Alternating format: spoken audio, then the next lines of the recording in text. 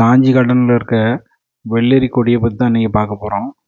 இந்த கொடி வச்சு ரொம்ப நாள் ஆகிட்டு, நல்லா பூக்குது, ஆனால் காய் மட்டும் வர மாட்டேங்குது.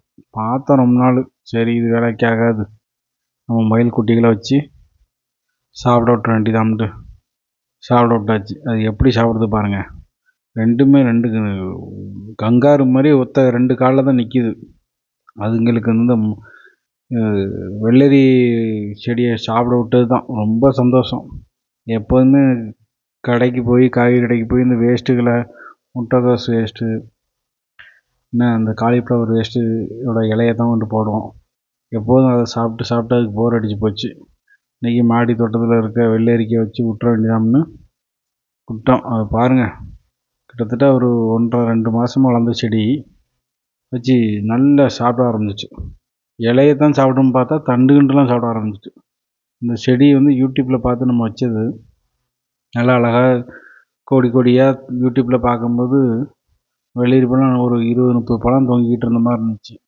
சரி, அதான் பிளான் பண்ணி தான் இந்த